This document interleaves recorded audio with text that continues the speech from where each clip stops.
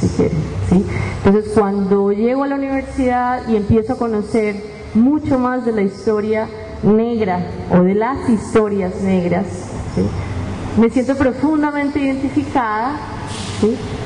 con un panorama que yo había vivido en Barranca, ¿sí? No pretendo, por supuesto, pues forzar el argumento, ni muchísimo menos,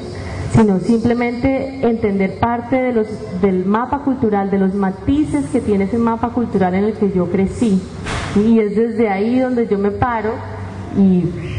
intento entender el mundo, ¿sí? Ahora, entonces viene una serie, digamos, de elementos que me voy encontrando a lo largo del camino, ¿sí? Y era mi interés, pues, por la arqueología,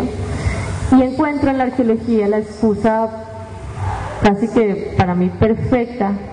para abordar, ¿sí?, aquellas preguntas que tenía sobre cómo se construye la memoria, quiénes la construyen, quién nos dijo que la historia oficial era esta y no otra, ¿sí? Y encuentro en la arqueología el espacio para aproximarme desde otra perspectiva a esa forma como se ha construido la historia. Me interesaba, ¿por qué San Basilio de Palenque?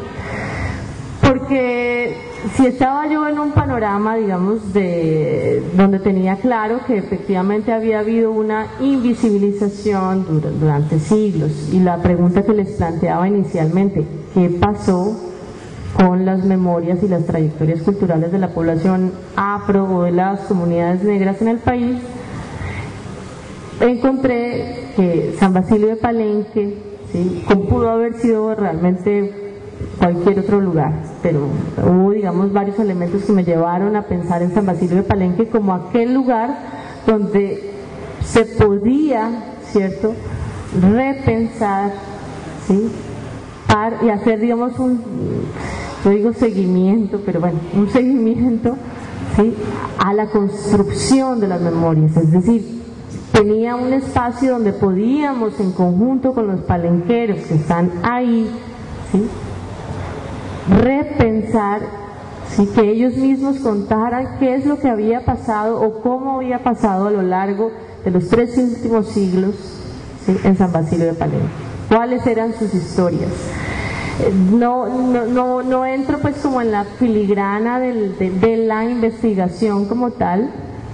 pero pues sí les cuento, digamos, en términos generales, algo que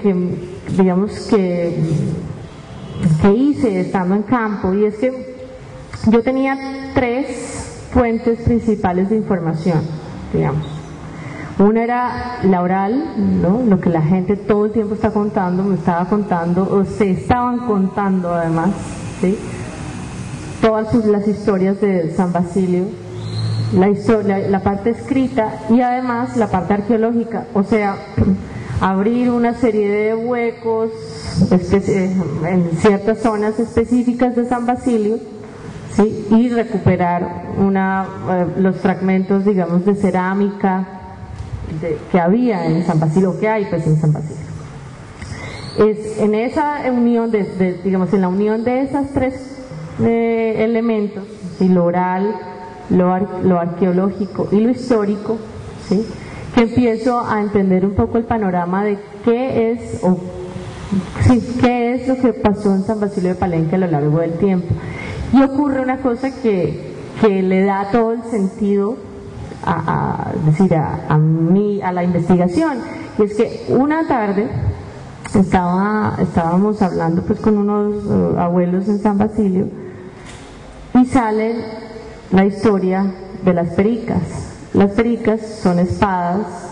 de finales del siglo XIX, elaboradas probablemente en San Basilio,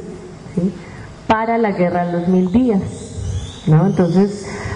yo preguntando pues por la historia de Palenque y tal, sí, de repente pues ya un abuelo dice, ay, yo tengo una espada, y empiezan a salir espadas de San Basilio, y espadas y espadas y espadas. Al principio yo pensaba que eran, pues, que estábamos hablando de espadas de, no sé, de la época, digamos, así coloquialmente, de los españoles, pero después, haciendo un análisis más detallado, caímos en cuenta, caímos los palenqueros y también nosotros, atando cabos, y yo pues atando cabos, que estas espadas eran de final del siglo XIX, ¿sí? Y esa tarde, me acuerdo, como pasó muchas otras veces, los abuelos sacan las espadas y empiezan a contar la historia de cómo llegan y cómo se hacen esas espadas en San Basilio.